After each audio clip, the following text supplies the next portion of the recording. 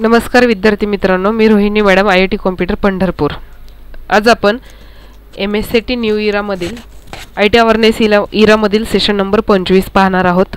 इरा open करा, session number 25ला click करा. इथलं थेरियावर सगळं व्यवस्थित ऐकून शिकून घ्या. त्यानंतर लॅब अवरला क्लिक करा. टायपिंग प्रॅक्टिस टेस्ट सोडून घ्या आणि सेल्फ पाथ लर्निंगला क्लिक करा. रिप्ले प्रोसीड करा.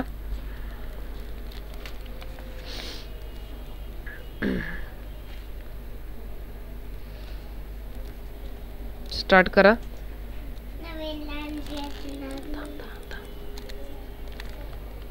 क्वेश्चन पहिला प्रश्न आहे, मायक्रोसॉफ्ट एक्सेल मध्ये स्पार्क लाईन्स काय आहेत? याचं उत्तर आहे पर्याय क्रमांक 3, डेटा ट्रेन्स व्हिज्युअली रिप्रेझेंट करण्यासाठी. पुढील प्रश्न आहे, मायक्रोसॉफ्ट एक्सेल मध्ये क्विक ॲनालिसिस फीचर काय आहे? याचं उत्तर आहे क्विक डाटा ॲनालिसिस करणे एक फीचर. पुढचा प्रश्न आहे, मायक्रोसॉफ्ट एक्सेल मध्ये 3D मॅप फीचर काय आहे? याचं उत्तर आहे पर्याय क्रमांक 4, जिओग्राफिकल डेटाचे इंटरॅक्टिव्ह 3D मॅप्स.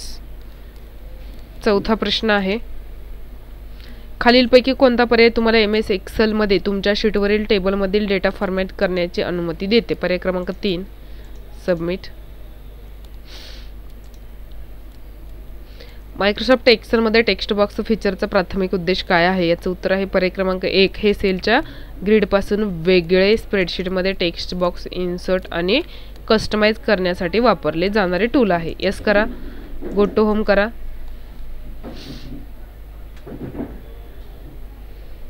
पुढे आहेत नॉलेज चेक. नॉलेज चेकला क्लिक करा. स्टार्ट करा. पहिला प्रश्न आहे, जन्मदाखल्याकरता अर्ज करण्यासाठी तुम्ही कोणत्या वेबसाईटला भेट दिली पाहिजे? याचं उत्तर आहे पर्याय क्रमांक 4, www.crsorgi.gov.in. सबमिट. पुढील प्रश्न आहे, जर तुम्ही जन्मदाखल्याकरता अर्ज करणारे नवीन युजर असाल तर रजिस्टर करण्यासाठी कुठल्या पर्यायावर क्लिक कराल? पर्याय क्रमांक 2, जनरल पब्लिक साइन अप. तिसऱ्या प्रश्नाचं उत्तर आहे पर्याय क्रमांक 1, कॅप्चा कोड. चौथ्या प्रश्नाचं उत्तर आहे पर्याय क्रमांक 3, enter new password and confirm. पाचव्या प्रश्नाचं उत्तर आहे पर्याय क्रमांक 4, ॲड बर्थ रजिस्ट्रेशन. सहाव्या प्रश्नाचं उत्तर आहे पर्याय क्रमांक 1, प्रोडक्ट ऑनलाईन ऑर्डर करणे. सातव्या प्रश्नाचं उत्तर आहे पर्याय क्रमांक 3, रीडिंग ई बुक्स. आठव्या प्रश्नाचं उत्तर आहे पर्याय क्रमांक 4, फॉन्ट अँड डिस्प्ले सेटिंग. नवव्या प्रश्नाचं उत्तर आहे पर्याय क्रमांक 2, स्कॅनिंग आणि गणितीय समस्या सोडवण्यासाठी. 10व्या प्रश्नाचं उत्तर आहे पर्याय क्रमांक 1, जवळच्या वनस्पती ओळखण्यासाठी. एस करा. एंड एक्झाम करा. कन्फर्म. ओके. पुढे आहे do it your self. Start करा. पहिला प्रश्न, दिलेल्या टेम्पलेटमध्ये टेबल सिलेक्ट करा. टेबल चांगले दिसण्यासाठी थिक बॉक्स बॉर्डर अप्लाय करा.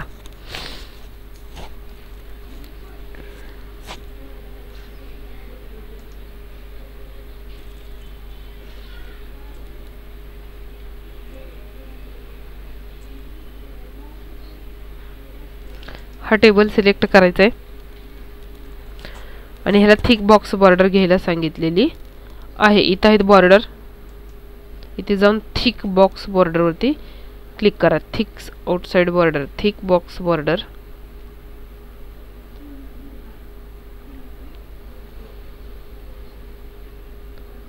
Left right no all outside, thick outside border.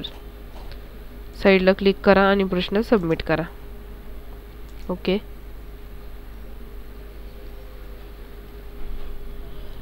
Oval shape insert करायचा आहे इल्युस्ट्रेशन मधून.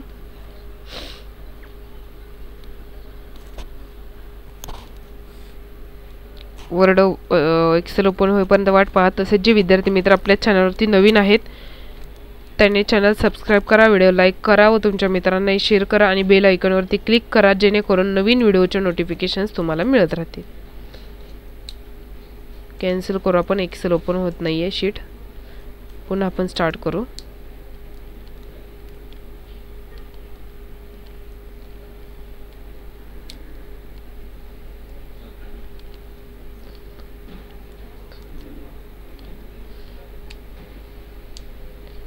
होत नाही, आपण कॅन्सल करू आणि पुढच्या प्रश्नाकडे जाऊ.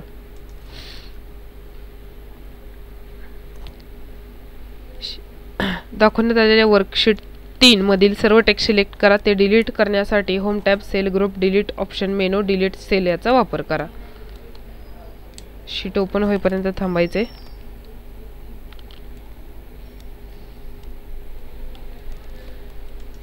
सर्व टेक्स्ट सिलेक्ट करायला सांगितलेलं आहे. त्यानंतर पुढं काय सांगितले बघा, ते डिलीट करण्यासाठी होम टॅब, सेल्स, ग्रुप डिलीटमध्ये जायचं आहे आणि डिलीट सेल्सवरती क्लिक करायचं आहे. सगळं डिलीट झालेलं आहे. सबमिटला क्लिक करा. ओके करा.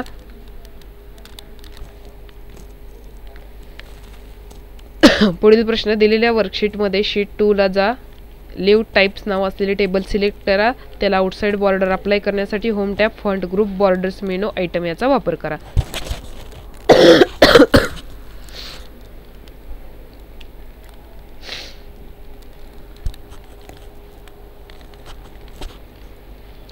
शीट 2 वरती जायचे.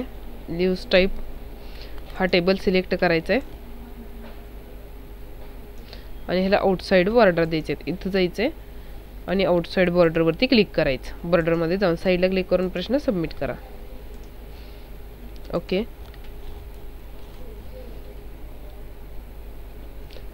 दोन ते 4 रो सिलेक्ट करा. सर्व फॉर्मॅटिंग क्लिअर करण्यासाठी एडिट, ग्रुप, क्लिअर, मेनू, आयटम याचा वापर करा. सर्व टेक्स्ट सिलेक्ट करा. बोल्ड ऑप्शन वापरून ते बोल्ड करा.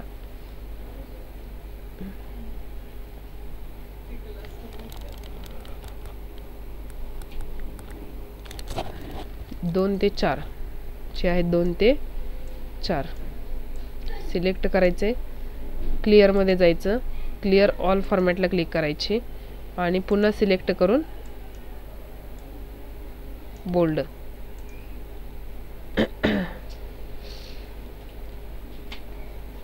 साईडला क्लिक आणि submit. Okay.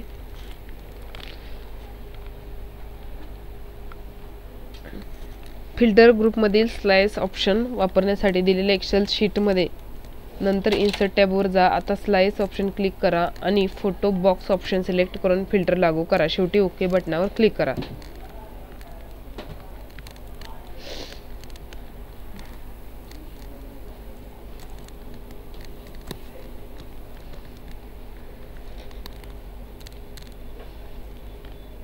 Insert tab,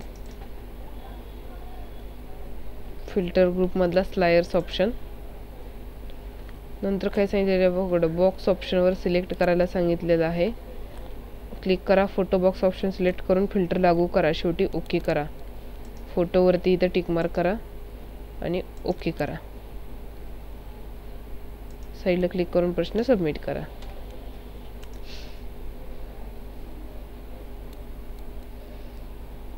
एक्सेलमध्ये quick analysis वापरण्यासाठी प्रथम टेबलच्या स्वरूपात डेटा सिलेक्ट करा.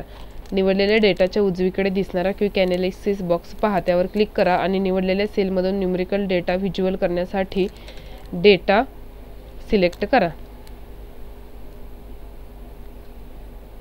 हा डाटा सिलेक्ट करायला सांगितलेला आहे. निवडलेल्या उजवीकडे दिसणारा बॉक्सवर ओके करा. ॲनालिसिस बॉक्स पहा. उजवीकडे दिसणारा क्विक ॲनालिसिस बॉक्स पहा. निवडलेल्या सेलमधील न्यूमेरिकल डेटा व्हिज्युअल करण्यासाठी डेटा बार सिलेक्ट करा. Data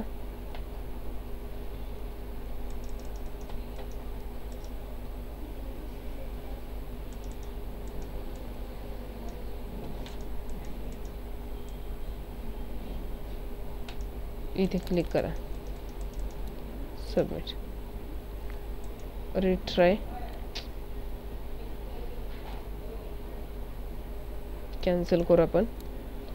okay.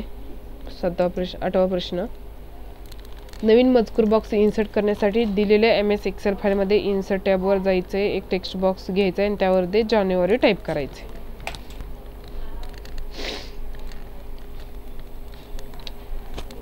Insert text box draw करा आणि जानेवारी टाईप करा. साईडला क्लिक करून प्रश्न सबमिट करा.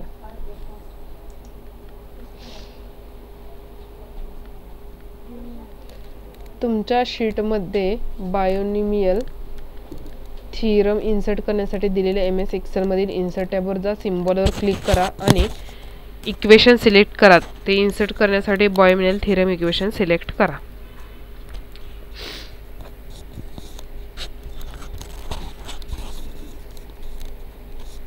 इन्सर्टमध्ये जायचं आहे, सिम्बॉल ग्रुपमध्ये इक्वेशनला जायचं आहे आणि जे सांगितले ते इक्वेशन इन्सर्ट करायचं. ते इक्वेशन इन्सर्ट झालं, साईडला क्लिक करून प्रश्न सबमिट करायचा. ओके. दिलेल्या एक्सेल वर्कबुकमध्ये पिव्होट टेबल वापरण्यासाठी टेबल सिलेक्ट करा आणि इन्सर्ट ऑप्शनवर जा. आता पिव्होट टेबल ऑप्शनवर क्लिक करा. एक डायलॉग बॉक्स दिसेल. टेबल रेंज चेक करा. नंतर न्यू वर्कशीट ऑप्शन सिलेक्ट करा. ओके क्लिक करा.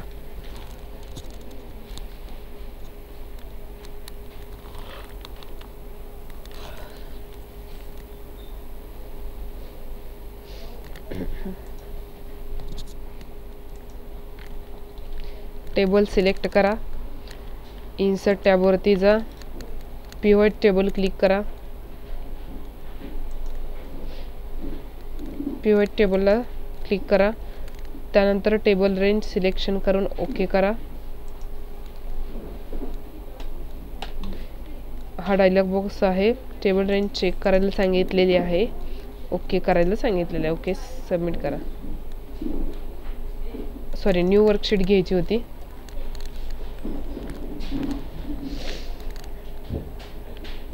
इन्सर्ट टॅब, साईडला click, pivot chart, pivot table.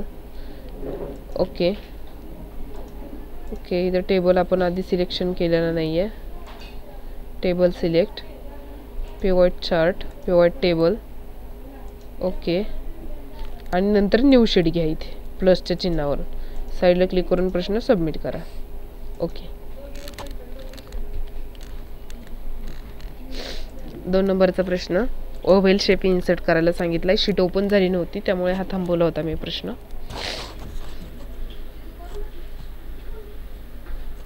आता शीट ओपन झाली.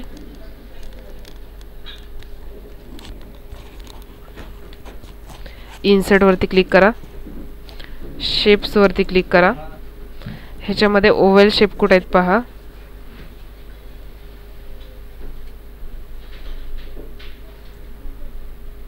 हा आहे ओव्हल शेप. त्याला क्लिक करा, ड्रॅग करा, साईडला क्लिक करा आणि प्रश्न सबमिट करा. ओके.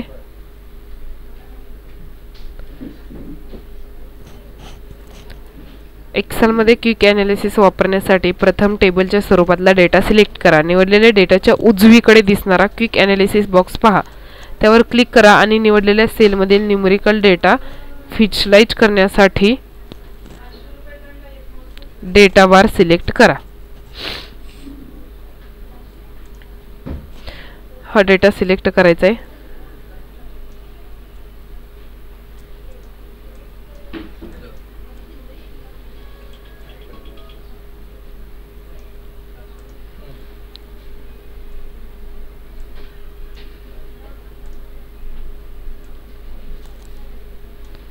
इथे क्लिक करा आणि डेटा बार्सवरती क्लिक करा. साईडला क्लिक करा. हे हाईड झालं होतं मगाशी त्यामुळे दिसलं नाही आहे. त्यानंतर आणखी काय सांगितलं का बघा, डेटा बार. ओके सबमिट करा. ओके करा.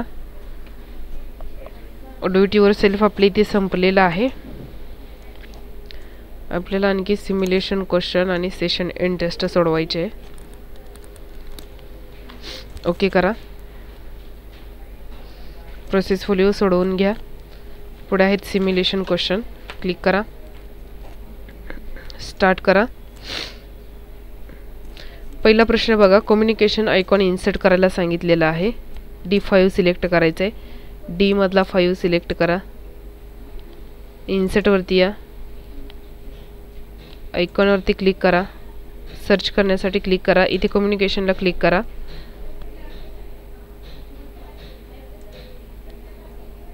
कम्युनिकेशन. आता हे सगळे कम्युनिकेशनचेच आहेत, कोणताही घ्यायला पाहिजे पण हा पहिलाच घ्यावा लागेल. इन्सर्ट करा. त्यांनी जी सेटिंग लावली त्याप्रमाणेच आपल्याला इथे वापरावे लागतात आयकॉन. C5 सेल सिलेक्ट करा आणि त्यामध्ये कंपनीचा लोगो इन्सर्ट करायला सांगितलं आहे. C5 सिलेक्ट केलेला आहे ऑलरेडी. इन्सर्टमध्ये यायचं, पिक्चरवरती यायचे, कंपनीच्या लोगोला क्लिक करून इन्सर्टला क्लिक करायची.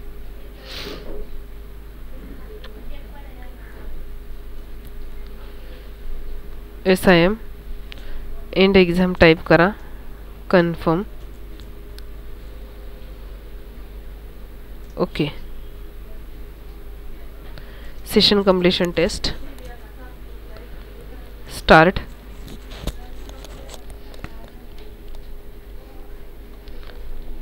पहिला प्रश्न आहे मिडी पोर्ट्स इलेक्ट्रॉनिक कीबोर्ड सारखी सांगतिक साधने साऊंड कार्डला जोडण्यासाठी विशिष्ट प्रकारची सिरियल पोर्ट्स असतात. बरोबर. सबमिट. मॅक OS हे ॲप्लिकेशन सॉफ्टवेअरचे एक उदाहरण आहे. चूक. सबमिट. आपल्या MSITचे पुस्तक आपल्या केंद्रातर्फे मिळाले आहे का? हो. सबमिट. आणि याचं उत्तर आहे MSIT पुस्तकामधील अभ्यास आपण कुठे करता? केंद्रामध्ये, घरी का दोन्ही ठिकाणी? याचं उत्तर दोन्ही ठिकाणी. Submit. SIM and exam confirm. Okay. अशा प्रकारे आपला सेशन नंबर 25 इथे संपतोय. पुढील व्हिडिओमध्ये आपण सेशन नंबर 26 पाहणार आहोत. तोपर्यंत आपण थांबूयात. धन्यवाद.